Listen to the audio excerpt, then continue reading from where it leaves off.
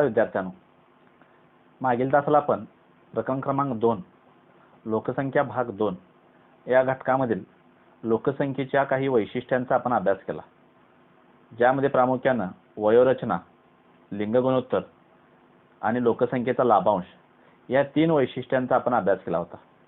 आजच्या तासाला आपण याच पाठामधील आणखीन काही वैशिष्ट्यांचा आपण अभ्यास करणार आहोत।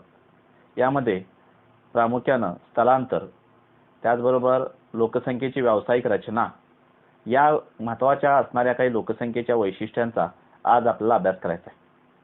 आता आपल्या पाठ्यपुस्तकामध्ये एक तक्ता दिला आहे। त्या तक्त्यामध्ये प्रामुख्याने काही देशामध्ये असणाऱ्या सेवानिवृत्तीच्या वयाच्या बाबतीत ज्या काही धोरणांची अंमलबजावणी करणार आहेत किंवा जी काही धोरणे त्यांनी भविष्यामध्ये राबवणार आहेत त्याविषयीचं विवेचन या तक्त्यामध्ये देण्यात आलं आहे, ज्यामध्ये प्रामुख्याने जर्मनी, अमेरिकेची संयुक्त संस्थाने, युनायटेड किंगडम, ऑस्ट्रेलिया, भारत, चीन, जपान यासारख्या देशांचा समावेश होतो। आणि या प्रत्येक देशामध्ये सेवानिवृत्तीच्या असणाऱ्या धोरणाबाबत जी काही त्यांनी वापरण्यात येणारी जी काही पॉलिसी आहे किंवा जी काही त्यांनी राबवण्यात येणारी जी काही धोरणं आहेत त्या धोरणाबाबतचं विवेचन या तक्त्यामध्ये करण्यात आलं आहे। आता या तक्त्याचं वाचन केल्यानंतर आपण या तक्त्यावर आधारित असणाऱ्या काही प्रश्नांच्या उत्तरांच्या बाबत आपण चर्चा करूया। पहिला प्रश्न असा आहे की हा तक्ता काय दर्शवतो।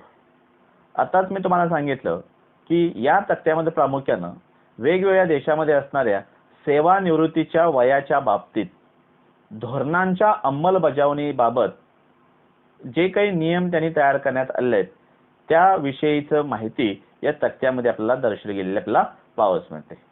दुसरा प्रश्न, विकसित आणि विकसनशील असे या देशांचे वर्गीकरण करा। या तक्त्यामध्ये जे काही देश दिलेले आहेत त्या देशामध्ये Germany, USA, UK, Australia, Japan या देशांचा समावेश हा विकसित राष्ट्रामध्ये होतो, तर विकसनशील राष्ट्रामध्ये भारत, चीन या देशांचा समावेश आपल्याला पाहावयास मिळतो। तिसरा प्रश्न, या देशामध्ये सेवानिवृत्तीचे वय वाढवण्यामागील कारणे कोणती असू शकतात।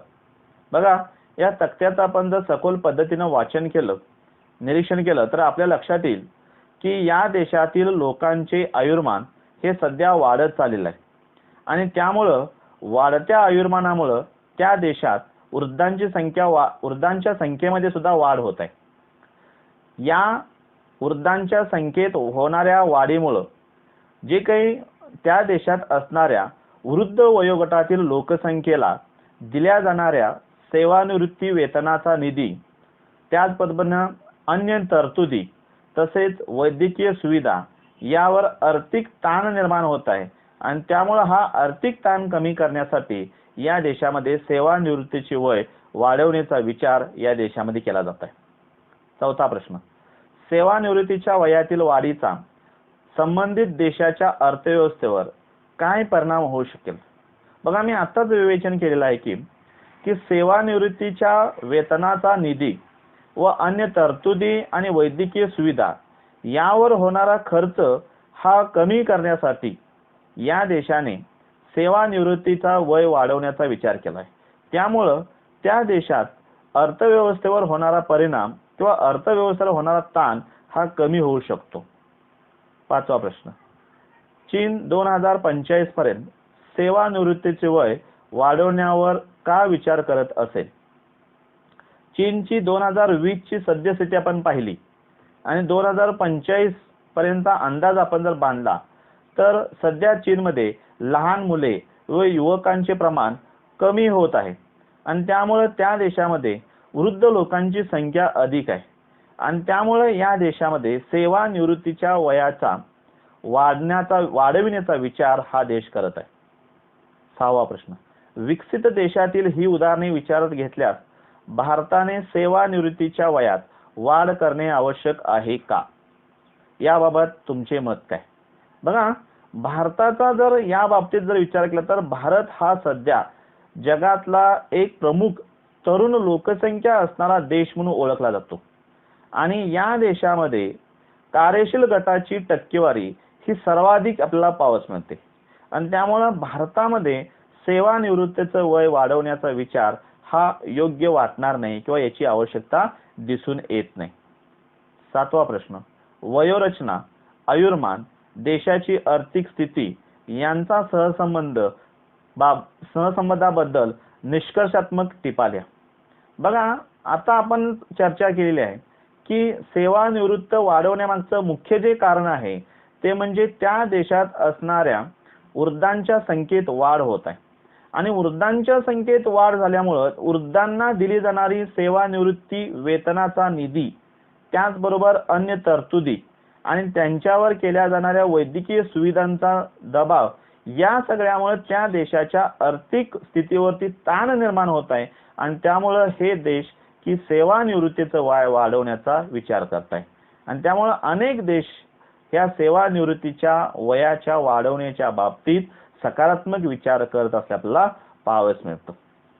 आता आपण लोकसंख्येचं तिसरं वैशिष्ट्य पाहणार आहोत, ते म्हणजे साक्षरता आणि शिक्षण. बघा, आपणास माहीतच आहे की लोकसंख्येतील साक्षरतेचे प्रमाण हे त्या देशाचे आर्थिक आणि सामाजिक विकासाचे द्योतक आहे. एखाद्या देशाचा आर्थिक आणि सामाजिक विकास किती झाला आहे हे जर आपल्याला पाहायचं असेल तर त्या देशातील आर्थिक साक्षरतेचं प्रमाण किती आहे हे पाहणं गरजेचं आहे. या देशातल्या साक्षरतेच्या प्रमाणावरतीच त्या देशाचा आर्थिक स्तर आणि किंबहुना सामाजिक विकास हा अवलंबलेला आपला पाहावयास मिळतो.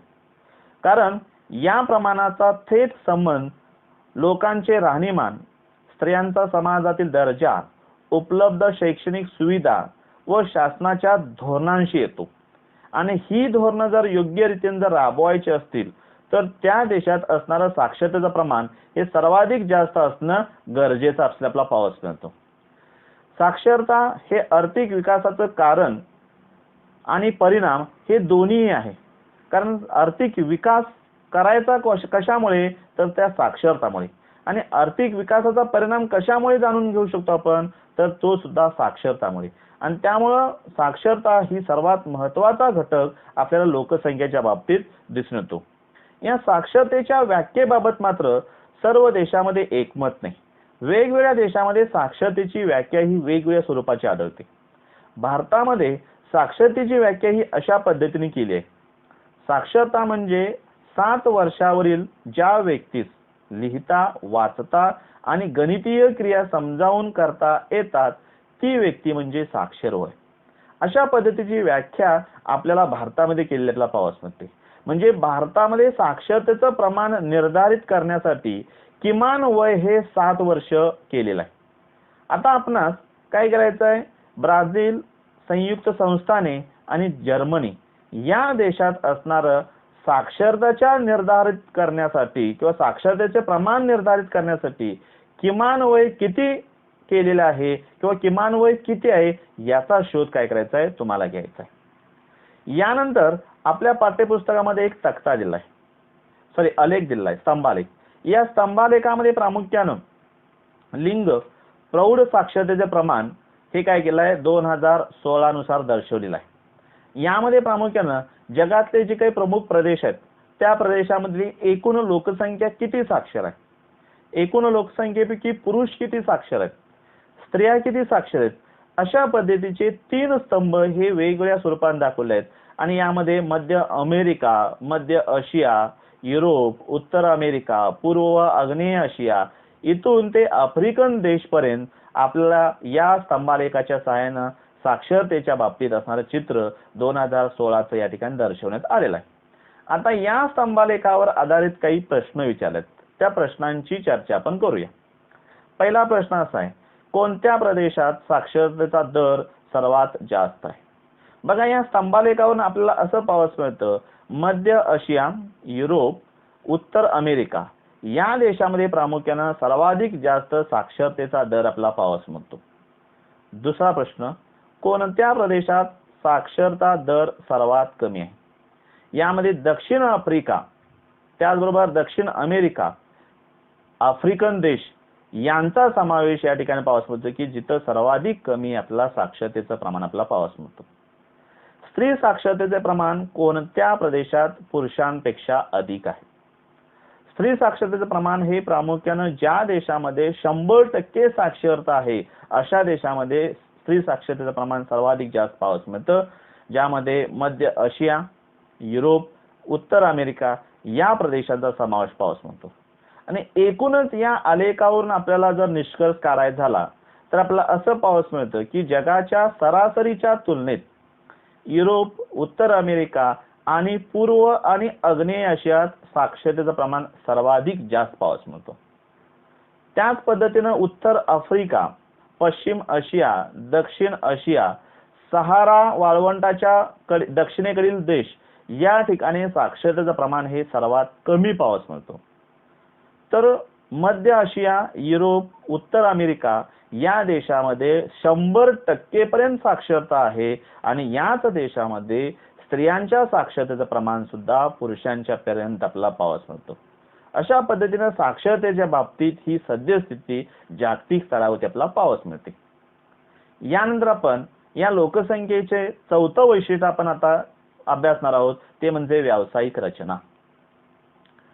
व्यावसायिक रचना अभ्यासता असताना आपणास कार्यशील लोकसंख्या म्हणजे काय ही संकल्पना समजावून घेणं महत्त्वाचे आहे. तर कार्यशील लोकसंख्या म्हणजे वयवर्ष 15 ते 59 या वयोगटातील स्त्री व पुरुष हे प्राथमिक, द्वितीयक, तृतीयक, चतुर्थक यासारख्या व्यवसायात गुंतलेले असतात. या गुंतलेल्या लोकसंख्येला कार्यशील लोकसंख्या असे म्हणतात. या कार्यशील गटातील किती टक्के लोकसंख्या आहे यावरून त्या देशाचा आर्थिक स्तर लक्षात येतो. व्यवसायात गुंतलेल्या लोकसंख्येचे प्रमाण हे देशाच्या आर्थिक विकासाचा मापदंड समजतात. कारण विकसित राष्ट्रामध्ये औद्योगिक आणि पायाभूत सुविधा प्रामुख्याने उपलब्ध असल्याने अशा देशातील कार्यशील लोकसंख्या द्वितीयक, तृतीयक आणि चतुर्थक या व्यवसायात जास्त गुंतलेले आहेत. उदाहरणार्थ USA, जपान, जर्मनी या देशामध्ये प्राथमिक व्यवसायापेक्षा द्वितीयक, तृतीयक आणि चतुर्थक या व्यवसायात सर्वाधिक जास्त लोकसंख्या गुंतलेली आपल्याला पाहावयास मिळते.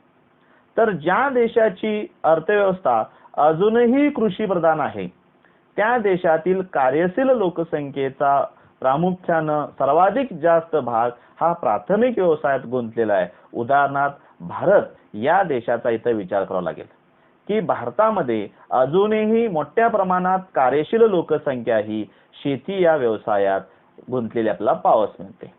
आता या ठिकाणी आपल्या पुस्तकामध्ये एक तक्ता दिलेला आहे, ज्या तक्त्यामध्ये भारताची व्यावसायिक संरचना दिलेली आहे. सन 1901 ते 2001 या कालावधीत असणारी भारताची व्यावसायिक संरचना या ठिकाणी मांडण्यात आली आहे. यामध्ये प्राथमिक सेवा क्षेत्र, द्वितीयक सेवा क्षेत्र, तृतीयक सेवा क्षेत्र या क्षेत्रामध्ये येणारे व्यवसायांचं वर्गीकरण केलेलं आहे. ज्यामध्ये प्राथमिक सेवा क्षेत्रामध्ये शेतकरी, शेतमजूर, पशुपालन, वन्य संकलन, मासेमारी इत्यादीचा समावेश होतो. द्वितीयक सेवा क्षेत्रामध्ये उद्योगधंदे, बांधकाम याचा समावेश होतो. तर तृतीयक सेवा क्षेत्रामध्ये व्यापार, वाणिज्य, वाहतूक, साठवण, त्याचबरोबर दळणवळण आणि इतर सेवा यांचा समावेश होतो. आता यामध्ये 1901 ते 2011 पर्यंत या प्रत्येक सेवा क्षेत्रामध्ये होणारी वाढ आणि त्या प्रत्येक सेवा क्षेत्रामध्ये एकूण कार्यशील लोकसंख्येपैकी किती टक्के लोकसंख्या गुंतलेली आहे याविषयी माहिती आपल्याला या तक्त्यामध्ये पाहावयास मिळते. आता या तक्त्यावर आधारित असणाऱ्या काही प्रश्नांची उत्तर आपण शोधूया. पहिला प्रश्न असा आहे की हा तक्ता काय दर्शवतो. बघा, या तक्त्यामध्ये आताच आपण उल्लेख केला आहे की भारताची असणारी व्यावसायिक संरचना सन 2001 पासून ते 2011 पर्यंतची या ठिकाणी व्यावसायिक संरचना दर्शवलेली आपल्याला दिसून येते. दुसरा प्रश्न, सर्वात जास्त कार्यशील लोकसंख्या कोणत्या व्यवसायात गुंतलेली आहे आणि कोणत्या वर्षी. तर सर्वात जास्त कार्यशील लोकसंख्या ही प्रामुख्याने शेतकरी म्हणजे प्राथमिक सेवा क्षेत्र या व्यवसायात गुंतलेली आपल्याला पाहावयास मिळते. ती एकूण लोकसंख्येपैकी 52.8% आहे आणि ते वर्ष आहे 2061 या वर्षी. दुसरा प्रश्न, कोणत्या व्यवसायात सर्वात कमी कार्यशील लोकसंख्या गुंतलेली आहे आणि कोणत्या वर्षी.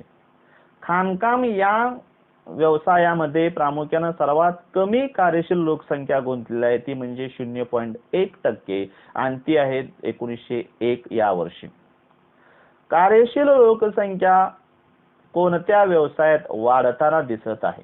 बघा, या तक्त्यावरून आपल्याला लक्षात येईल की सद्यस्थितीला कार्यशील लोकसंख्या ही प्रामुख्याने तृतीयक व्यावसायिक सेवा क्षेत्रातील व्यवसायामध्ये वाढ होतील आपल्याला पाहावयास मिळते. याच्यामध्ये व्यापार, वाणिज्य या व्यवसायांचा समावेश होतो. पाचवा प्रश्न, 1901 ते 2011 या सालातील अ.आ.इ. या ओळीतील सांख्यिकीय माहितीच्या आधारे योग्य असा आलेख तयार करा आणि त्या आलेखाची तुलना करून तुम्ही काय करायचे, त्याचे निष्कर्ष परिच्छेदामध्ये लिहून काढायचे. ठीक आहे. आता यानंतर पुढचा आपल्याला या ठिकाणी लोकसंख्येचं वैशिष्ट्य पाहायचं आहे ते म्हणजे लोकसंख्येची ग्रामीण व शहरी रचना. लोकसंख्येच्या वास्तव्याच्या ठिकाणावरून ग्रामीण व शहरी असे दोन वर्ग पाडले जातात. या दोन्ही ठिकाणाचे लोकसंख्येमध्ये राहणाऱ्या लोकांचे राहणीमान, व्यवसाय, सामाजिक रचना या वेगवेगळ्या स्वरूपाच्या आपल्याला दिसून येतात.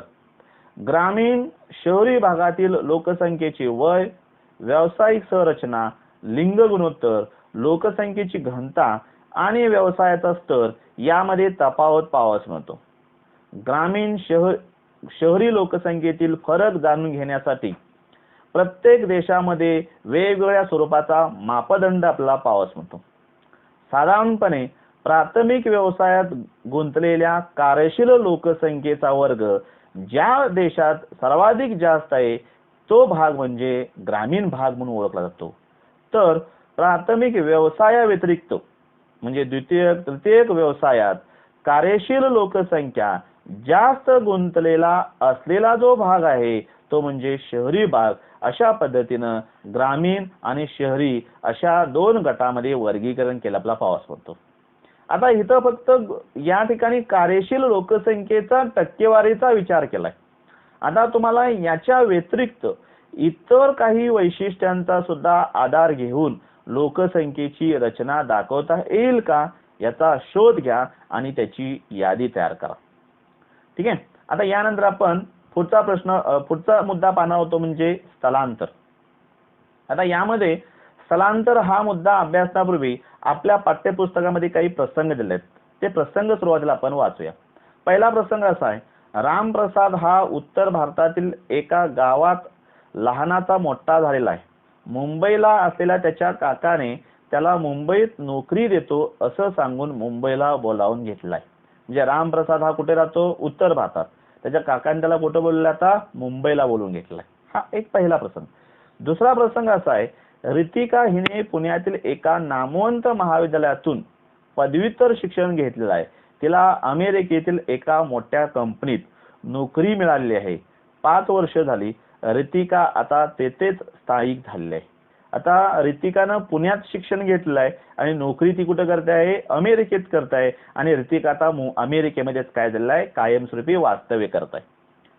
तिसरा प्रसंग असा आहे, सेहमतचा देश युद्धाच्या खाईत लोटला गेल्याने सुरक्षिततेसाठी तेथील लोकांना तो देश सोडून सक्तीने दुसऱ्या देशात जावे लागते. सेहमत आणि त्याच्या कुटुंबियांना शेजारील देशात शरण घेतली आहे. बघा, आता सेहमतच्या देशामध्ये युद्धाचा प्रसंग निर्माण झाल्यामुळं सेहमत आणि त्याच्या कुटुंबियांना तो देश सोडून दुसऱ्या देशामध्ये काय केले, ते राहायला गेले आहेत. कशासाठी, स्वतःचा बचाव करण्यासाठी. हा तिसरा प्रसंग पाहावयास मिळतो. चौथा प्रसंग असा आहे, बबनराव मराठवाड्यातील एका गावात राहणारा लहान शेतकरी. दुष्काळामुळे शेतीत नुकसान झाले आणि घरातील काही अन्य समस्येमुळे त्याने जमीन विकली. त्याने सहकुटुंब जवळचे शहर गाठले. आता तो शहरात काम करून आपल्या आणि आपल्या कुटुंबाचा उदरनिर्वाह करत आहे. पुढचा पाचवा प्रसंग असा आहे, पिंपळवाडीच्या रितेशने गावात शालेय शिक्षण पूर्ण करून तो पुढील शिक्षणासाठी नाशिकला गेला. आणि शेवटचा प्रसंग असा आहे, सातारच्या सुरेखा आणि संदीप यांची कन्या लतिका लग्न होऊन सोलापूरला गेली आता या सर्व प्रसंगाचा आपण जर विचार केला तर प्रत्येक प्रसंगामध्ये वेगवेगळी कारणं आहेत, वेगवेगळी ठिकाणं दिलेत. याच्यावरून आपल्याला काय करायचं आहे, काही प्रश्नांची चर्चा करायची. त्यातला पहिला प्रश्न असा आहे की वरील सर्व घटनांमध्ये कोणते साम्य आहे. बघा, वरील सर्व घटनांमध्ये काय पाहावयास मिळतं साम्य, तर प्रत्येक जण आपला मूळचा प्रदेश, मूळचा गाव हा सोडून दुसऱ्या गावामध्ये, दुसऱ्या प्रदेशामध्ये राहायला गेलेला आपल्याला पाहावयास मिळतो. दुसरा प्रश्न आहे, सर्व घटनांमधील स्थानात फरक पडतो का व त्याचे काय कारण असावे. होय, सर्व घटनांमधील स्थानामध्ये फरक पडतो. याचं मुख्य कारण असं आहे की ज्या प्रदेशातून आपण सोडून दुसऱ्या प्रदेशात आपण राहायला जातो त्या ठिकाणी त्या प्रदेशातल्या असणाऱ्या घटकांच्या वरती परिणाम होत असतो, तिथल्या स्थानात फरक पडत असतो आपल्याला पाहावयास मिळतो. तिसरा प्रश्न असा आहे, जुन्या आणि नवीन स्थानातील अंतराप्रमाणे वरील घटनांचा क्रम लावा. बघा, आता आपल्याला जर क्रम जर लावायचा असेल तर सर्वात पहिला म्हणजे अंतराप्रमाणे जर क्रम लावायचा तर पहिला घटना येते ते म्हणजे रितिकाची, जिनं पुण्यामध्ये शिक्षण घेतलं आणि ती आता सध्या अमेरिकेमध्ये नोकरीसाठी गेली आणि तिथंच ती स्थायिक आहे. दुसरा क्रम येतो तो म्हणजे सेहमतचा, जो एका देशातून दुसऱ्या देशात गेला आपला पाहावयास मिळतो. तिसरा क्रम जो येतो तो म्हणजे प्रामुख्यानं बबनरावाचा, तो काय केला आहे, मराठवाड्यातून एका शेजारच्या शहरामध्ये राहायला गेलाय. चौथा क्रम आपल्याला पाहावयास मिळतो म्हणजे लतिकाचा, ती लग्नानिमित्त काय केलंय, साताऱ्याहून दुसरीकडे राहायला गेली आपल्याला पाहावयास मिळते. अशा पद्धतीने आपल्याला क्रम आपल्याला लावता येऊ शकतो. आणि चौथा प्रश्न असा आहे, आपले मूळ स्थान सोडून जाण्यामागच्या कारणांची यादी करा. आता या सर्व प्रसंगामध्ये मूळ स्थान सोडून जाण्यामागच्या कारणांची यादी जर करायची झाली तर शिक्षण, नोकरी, व्यवसाय, नैसर्गिक आपत्ती, युद्धजन्य परिस्थिती यासारख्या कारणामुळे काय झालं आहे की मूळ स्थान सोडून दुसऱ्या ठिकाणी गेलाय. आता मी जी काही कारणं सांगितली या कारणाशिवाय इतर सुद्धा काही कारण आहेत, त्यामुळे सुद्धा स्थलांतर होऊ शकतं. याची यादी काय करायची आहे, तुम्ही करून आणायची आहे. ठीक आहे. आता आपण स्थलांतर या संकल्पनेकडे आपण जाऊया. आता सुरुवातीला आपण स्थलांतराची व्याख्या बघूया. स्थलांतर म्हणजे व्यक्ती किंवा व्यक्तीचे समूह जेव्हा एका स्थानाकडून दुसऱ्या स्थानाकडे, एका राजकीय सीमेतून दुसऱ्या राजकीय सीमेत कमी अधिक कालावधीसाठी किंवा कायमचे जातात तेव्हा त्या हालचालीस स्थलांतर असे म्हणतात. आता बघा, या व्याख्येमध्ये काय सांगितलं आहे, स्थलांतर करणारी एक व्यक्ती असते किंवा व्यक्तींचा समूह असतो आणि हे काय करत असतात तर एका मूळ प्रदेशाकडून दुसऱ्या एका प्रदेशाकडे जात असतात आणि हे काही कालावधीसाठी असतात, म्हणजे काही कमी कालावधीसाठी असतो तर काही वेळेस आपण कायमस्वरूपी एखाद्या प्रदेशामध्ये जात असतो आणि अशी जी हालचाल घडून येत असते त्या हालचालीस आपण स्थलांतर असं म्हणतो. आता स्थलांतरामुळे लोकसंख्येच्या रचनेमध्ये बदल होतो. कसा बदल होतो, तर ज्या प्रदेशात स्थलांतरित होऊन आलेले आहेत त्या प्रदेशाच्या लोकसंख्येमध्ये वाढ झालेली आपल्याला दिसून येते आणि ज्या प्रदेशातून स्थलांतरित झालेले आहेत त्या प्रदेशातील लोकसंख्येत घट झालेली आपल्याला पाहावयास मिळते. स्थलांतरामुळे मूळ प्रदेश व स्थलांतर झालेला प्रदेश या दोन्ही प्रदेशातील लोकसंख्येचे वितरण, घनता, प्रारूप व रचना यात बदल झालेला आपल्याला दिसून येतो.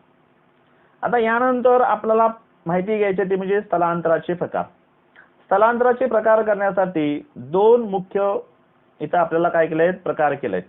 एक प्रदेशानुसार वर्गीकरण आणि दुसरा आहे कालावधीनुसार वर्गीकरण. म्हणजे हे दोन आधार घेतलेत स्थलांतराचे प्रकार करण्यासाठी, हे दोन आधार घेतले आहेत. एक प्रदेशानुसार वर्गीकरण आणि दुसरं कालावधीनुसार वर्गीकरण. प्रदेशानुसार वर्गीकरणाचे परत दोन भाग केलेत, एक अंतर्गत स्थलांतर आणि दुसरं बाह्य स्थलांतर. तर कालावधीनुसार वर्गीकरणामध्ये प्रामुख्याने अल्पकालीन स्थलांतर आणि दीर्घकालीन स्थलांतर. आता याची आपण सविस्तर माहिती घेऊया. त्यातला पहिलं प्रदेशानुसार वर्गीकरण. यामधला पहिला प्रकार अंतर्गत स्थलांतर. जेव्हा व्यक्ती किंवा व्यक्तींचा समूह आपल्या देशाच्या सरहद्दीच्या आत स्थलांतर करतो तेव्हा त्या स्थलांतरास अंतर्गत स्थलांतर असे म्हणतात. म्हणजेच एकाच देशातील एका राज्यातून दुसऱ्या राज्यात जाणे किंवा एका शहरातून दुसऱ्या शहरात केलं जाणारं स्थलांतर हे अंतर्गत स्थलांतर म्हणून ओळखलं जातं. उदाहरणार्थ भारतातील इतर राज्यातून अनेक लोक नोकरीनिमित्त मुंबईला येतात, हे स्थलांतर म्हणजे काय? अंतर्गत स्थलांतर होय. तर दुसरं बाह्य स्थलांतर, ज्यावेळेस एक व्यक्ती किंवा व्यक्तींचा समूह आपला देश सोडून दुसऱ्या देशात जाते, त्यास आपण बाह्य स्थलांतर असं म्हणतो. उदाहरणार्थ भारतातून उच्च शिक्षणासाठी परदेशी जाणे हे या बाह्य स्थलांतराचं उदाहरण आपल्याला पाहावयास मिळतं. हे झालं प्रदेशानुसार केलं जाणारं वर्गीकरण. त्यानंतर आपण पाहूया कालावधीनुसार केलं जाणारं स्थलांतराचं वर्गीकरण. कालावधीमध्ये पहिला प्रकार आहे तो म्हणजे अल्पकालीन स्थलांतर. बघा, ज्यावेळी स्थलांतर हे ठराविक कालावधीसाठी किंवा हंगामी स्वरूपाचे केले जाते, त्या स्थलांतरास आपण अल्पकालीन स्थलांतर असं म्हणतो. यामध्ये काही जमाती गुरांच्या चाऱ्याच्या शोधात ऋतुमानानुसार ठिकाण बदलत असतात. अशा प्रकारच्या स्थलांतरास आपण ऋतुमानानुसार होणारे स्थलांतर असे म्हणतो किंवा ऋतूनुसार होणारे स्थलांतर असे म्हणतो. त्याच पद्धतीने आपल्याला माहिती आहे की ज्यावेळेस साखर कारखाने चालू होतात त्यावेळेस ऊस तोडणी हंगामामध्ये सुद्धा अनेक ऊसतोड मजूर हे काय करत असतात? साखर कारखान्याच्या परिसरामध्ये स्थलांतरित होतात. जोपर्यंत कारखाना चालू आहे तोपर्यंत तिथे राहतात. कारखाना बंद झाला की हे लोक काय करतात किंवा हे ऊसतोड मजूर परत आपल्या मूळच्या प्रदेशामध्ये जात असतात. यालाच आपण अल्पकालीन स्थलांतर असं म्हणतो. दुसरा जो प्रकार आहे तो म्हणजे दीर्घकालीन स्थलांतर.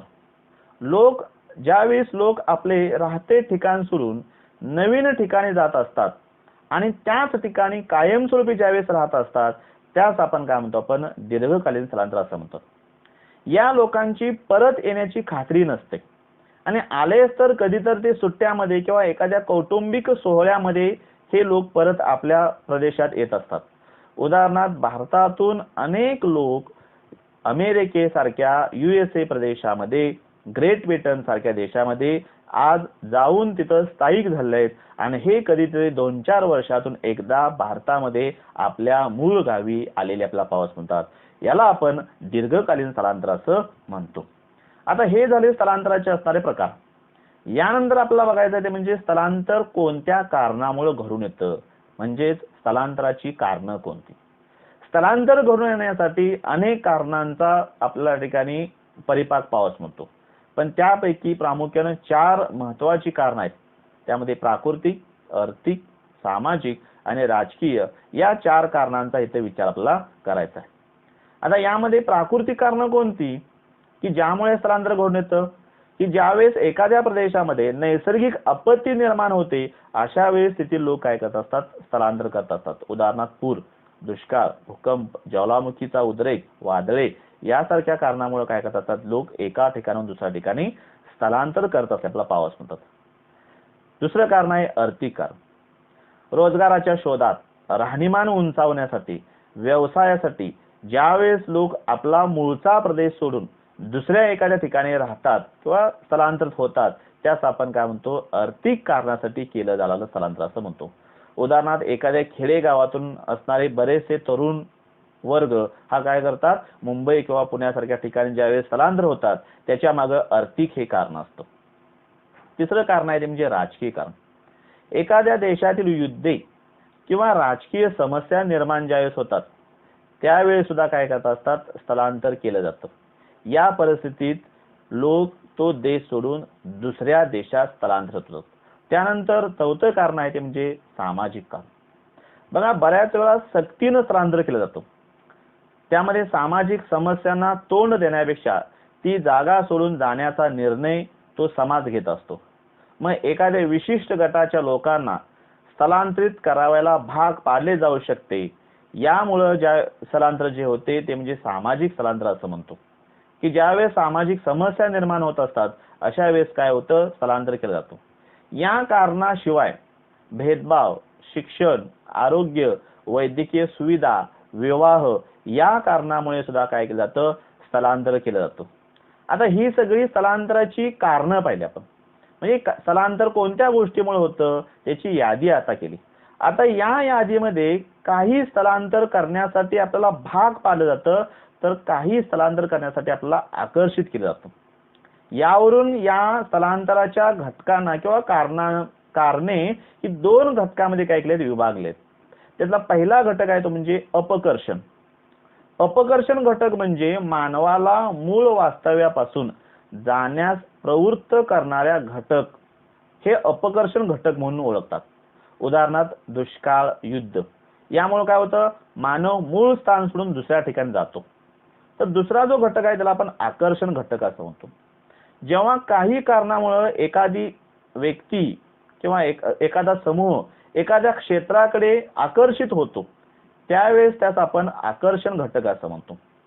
यामध्ये शिक्षण, रोजगाराच्या संधी किंवा वैद्यकीय सुविधा यासारख्या कारणांचा समावेश होतो. अशी काही कारणं आहे, त्या कारणांची यादी काय करायची तुम्हाला बनवायची आहे आणि आपल्या पाठ्यपुस्तकामध्ये जी काही आकृती दिलेली त्या आकृतीमध्ये काय करायची आहे, लिहायची आहे. ज्याच्यामध्ये अपकर्षण घटक कोणते त्यांची कारणं लिहा आणि आकर्षण करणारे घटक कोणते यांची कारणं काय करा, लिहून तो तक्ता पूर्ण करायचा आहे. त्यानंतर आपण पाहणार आहोत म्हणजे स्थलांतराचे लोकसंख्येवर होणारा परिणाम. स्थलांतराचा परिणाम हा दोन्ही प्रदेशावर होतो. म्हणजे ज्या प्रदेशातून स्थलांतर होतं तिथं सुद्धा परिणाम होतो आणि ज्या प्रदेशात स्थलांतर होतं त्या प्रदेशामध्ये सुद्धा स्थलांतराचा परिणाम होतो. पहिला आपण बघूया ते म्हणजे ज्या प्रदेशातून स्थलांतर होते त्या ठिकाणी होणारा परिणाम, ज्याला आपण देणारा प्रदेश असं म्हणतो. आता या प्रदेशातून ज्यावेळेस स्थलांतर होतं त्यावेळेस काय परिणाम होतात, त्यातला पहिला परिणाम असा आहे की त्या प्रदेशातील सोयी सुविधा वापरामुळे पडून राहतात किंवा त्यांचा वापर कमी होतो. उदाहरणार्थ पाणी पुरवठा, शिक्षण या ज्या काही सुविधा आहेत यांचा वापर कमी होतो किंवा तशाच त्या पडून राहतात. का तर तिथली लोकसंख्या कमी झाल्यामुळे. दुसरा परिणाम असा होतो की अशा प्रदेशातील लोकसंख्या म्हणजे लिंग गुणोत्तर याचा सुद्धा परिणाम झाला आपला पाऊस म्हणतो, ज्याच्यामध्ये वयोरचनेत सुद्धा हा बदल झालेला आपला दिसून येतो. उदाहरणार्थ केरळमधील कार्यकारी गटातील पुरुष रोजगारानिमित्त बाहेर गेल्याने केरळ राज्याचं लिंग गुणोत्तर हे 2011 मध्ये दर 1000 पुरुषामागे जवळजवळ 1084 स्त्रियांची संख्या होती. आता हे का घडून आलं तर केरळमध्ये जी काही कार्यकारी वयोगटातील जे पुरुष आहे तो काय केलाय, रोजगारानिमित्त बाहेर स्थलांतरित झालेला आहे आणि त्यामुळे तिथं स्त्रियांच्या लोकसंख्येत वाढ झाली आपला पाऊस म्हणते. त्याचबरोबर बालक आणि वृद्ध वयोगटातील लोकसंख्या सुद्धा या ठिकाणी जास्त असलेली आपला पाऊस मिळते. कारण कार्यकारी गटातील पुरुष किंवा कार्यकारी गटातील जी काही लोकसंख्येचा जो घटक आहे तो बाहेर स्थलांतरित झालेला आपला पाऊस मिळतो. हे परिणाम हे ज्या प्रदेशातून स्थलांतर होते त्या प्रदेशात झालेला आपला पाऊस मिळतात. दुसरा जो प्रदेश आहे म्हणजे ज्या प्रदेशात स्थलांतर होते ज्याला आपण घेणारा प्रदेश असं म्हणतो त्या प्रदेशात काय परिणाम होतात बघा. त्यातला पहिला परिणाम असा आहे की या प्रदेशातील सोयी सुविधावर मोठ्या प्रमाणावरती ताण निर्माण होतो. कारण बाहेरच्या देशातून अतिरिक्त लोकसंख्या त्या देशात आलेली असते. लोकसंख्येच्या तुलनेत निवास, पाणी पुरवठा, वाहतूक या सर्व सुविधा अपुऱ्या पडू लागतात आणि याचा सर्वात मोठा फटका हा सीमावर्ती भागात निवासासाठी सीमावर्ती भागातील शेत जमिनीचा वापर करण्यात येतो. घरांच्या किमतीमध्ये प्रचंड प्रमाणात वाढ झालेली आपल्याला दिसून येते. निवासाच्या कमतरतेमुळे अशा भागामध्ये मोठ्या प्रमाणात झोपडपट्टींची वाढ होते. उदाहरणार्थ मुंबई सारख्या शहरामध्ये आपला धारावी सारखी प्रचंड अशी मोठ्या प्रमाणात असलेली झोपडपट्टी आपला पावसामध्ये. या झोपडपट्टीमुळे प्रामुख्याने या प्रदेशात आर्थिक विषमता निर्माण होते. एका बाजूला श्रीमंत वर्ग पावस म्हणतो तर दुसऱ्या बाजूला गरीब वर्ग आपला पावस म्हणतो. या झोपडपट्टीमुळे प्रामुख्याने गुन्हेगारी प्रमाणात वाढ होते, ज्यांच्या मार्फत स्थानिक गुन्हेगारांच्या संख्येत वाढ होते. त्याचबरोबर या प्रदेशात पुरुषांचं प्रमाण वाढल्यामुळे स्त्रियांची संख्या आपल्याला कमी पावस मिळते. उदाहरणार्थ घ्यायचं असेल तर मुंबईमध्ये सध्या दर 1000 पुरुषांच्या मागे 832 स्त्री आहेत, तर पुण्यामध्ये हेच प्रमाण आपल्याला 948 पर्यंत पावस मिळतं. हे कशामुळे घडलं तर मुंबई आणि पुण्यासारख्या शहरामध्ये बाहेरच्या प्रदेशातून येऊन अनेक लोक पुरुष काय झालेत, स्थायिक झालेत. त्यामुळे तिथं स्त्रियांची संख्या आपल्याला कमी पावस मिळते. त्याचबरोबर कार्यशील लोकसंख्येचे प्रमाण इतर गटाच्या तुलनेत या प्रदेशामध्ये अधिक पावस मिळते. नवनवीन कल्पना, विचारांची मोठ्या प्रमाणात देवाणघेवाण होत असल्यामुळे त्या ठिकाणी सर्जनशीलता, नवनवीन गोष्टींचा शोध हे लागत असतात आणि त्यामुळे या प्रदेशाचं एक वेगळं वैशिष्ट्य निर्माण झालेला पाऊस म्हणतो. तसेच या प्रदेशामध्ये नवीन तंत्राचा उदय होतो. त्याच उदयाबरोबर त्या तंत्राचा वापर करण्याचा सुद्धा प्रमाण आपल्याला वाढलेला पाऊस म्हणतो. आणि यामुळं या प्रदेशाच्या विकास जो आहे तो सुद्धा मोठ्या प्रमाणात होतो आणि हा विकास प्रामुख्यानं आर्थिक विकास म्हणून ओळखला जातो. हा झालेला परिणाम हा काय स्थलांतरामुळे झालेला आहे. असे अनेक परिणाम आपल्याला ज्या प्रदेशात स्थलांतर होते त्या ठिकाणी पाऊस म्हणतात. आता आपण स्थलांतराचे हे परिणाम पाहिल्यानंतर आता या परिणामाचे काय करायचे आहे तर सकारात्मक परिणाम आणि नकारात्मक परिणाम अशा याच्यामध्ये विभागणी करायची आहे. पण हे विभागणी करत असताना काय करायचं आहे आपल्या पाठ्यपुस्तकामध्ये एक तक्ता दिला आहे. त्या तक्त्यामध्ये काय करायचं ते विभागणी करायची कशी की तो स्थलांतराचा प्रकार आणि त्या स्थलांतरामुळे त्या ठिकाणी होणारा सकारात्मक परिणाम कोणता आहे आणि नकारात्मक परिणाम कोणता आहे याविषयी आपल्याला काय करायचं ठिकाणी माहिती द्यायची आहे. आता उदाहरणार्थ एक बघूया आपण की स्थलांतराचा प्रकार म्हणून आपण आंतरराष्ट्रीय स्थलांतर आपण घेतलं. तर आंतरराष्ट्रीय स्थलांतराचा सकारात्मक परिणाम काय झाला तर त्या लोकांना रोजगार उपलब्ध झाला, आर्थिक दर्जात सुधारणा झाली, हे झाले सकारात्मक परिणाम. पण या सकारात्मक परिणामाबरोबर नकारात्मक काही परिणाम झालेत ज्यामध्ये लोक त्या ठिकाणी येऊन राहिल्यामुळे साधन संपत्तीवरती ताण निर्माण झालेला आहे आणि काही वेळेस त्या देशातून जे लोक त्या देशात राहायला गेले त्या देशातून या लोकांना मायदेशी सक्तीनं सुद्धा पाठवलं जाऊ शकतं. हा सुद्धा काय नकारात्मक परिणाम आपल्याला पाऊस म्हणतो. मग अशा पद्धतीनं आंतरराष्ट्रीय स्थलांतराचे सकारात्मक आणि नकारात्मक परिणाम आपल्याला पाऊस म्हणतात. अशाच पद्धतीने आपल्याला देशांतर्गत स्थलांतराचे सुद्धा काही सकारात्मक आणि नकारात्मक परिणाम आहेत की जे प्रामुख्याने ग्रामीण नागरी स्थलांतर केल्यानंतर होऊ शकतं, नागरी स्थलांतर केल्यामुळे होऊ शकतं, ग्रामीण स्थलांतर केल्यामुळे होऊ शकतं किंवा नागरी ग्रामीण स्थलांतर केल्यामुळे सुद्धा होऊ शकतं. त्याच पद्धतीनं आपण ज्यावेळेस हंगामी किंवा अस्थायी स्वरूपाचं ज्यावेळेस स्थलांतर करतो त्यावेळेस सुद्धा या स्थलांतराच्या माध्यमातून आपल्याला सकारात्मक आणि नकारात्मक स्वरूपाचे परिणाम आपल्याला या ठिकाणी पाऊस म्हणतात. अशाच रीतीने विद्यार्थ्यांनो आज आपण लोकसंख्या भाग 2 या घटकामधला लोकसंख्येची जी काही उर्वरित वैशिष्ट्ये होती त्या उर्वरित वैशिष्ट्यांच्या विषयी आज आपण माहिती घेतलेली आहे.